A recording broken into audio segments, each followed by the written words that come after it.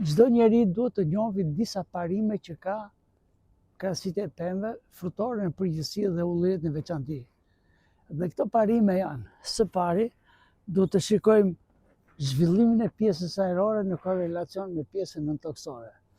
Së dyti, duhet të shikojmë degët veshse, degët kryesore që formojnë kurorën e ullirit.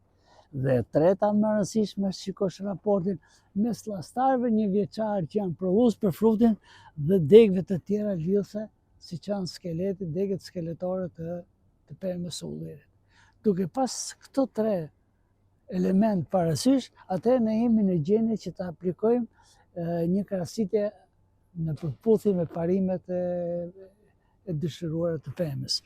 Në këtë arsye, po të shikosh në këtë punë, puna fillon me njëherë me pastrimin e pjesëve të brendshme, kështu siç ne i kemi pastruar, duke bërë pastrimin e pjesëve të brendshme, me qëllim që të hyjë sa më shumë dritë, sa më shumë ajër, sepse duke qenë që këta janë bimë dritëdashse dhe duan me sasira të mëdha, atëherë është domosdoshme që ne të bëjmë komplet pastrimin e degëve të brendshme. Njëkohësisht hiqen të gjithë degët që ne na pengojnë dritën, që pengojnë ajrin, ata që kryqëzohen me qëllim që kurora të jetë tamam siç e kemi hapur në këtë pemë, një kurorë e hapur dhe e bollshme.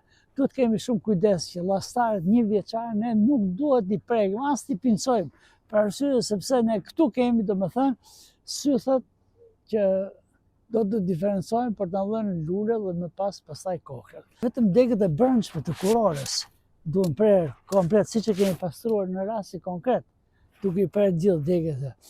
Pastaj e rëndësishme shumë është edhe uniformiteti i kurorës. Po ta shikoni këtu ullirin, gjithë majat ne kemi bërë uniforme në të gjithë kurorën, me synim domethënë që bazuar dhe në ligjin e polaritetit lëvizjes lëngjet të shpërndahen uniformisht në gjithë kurorën, duke mos krijuar disnivele në zhvillimin e saj.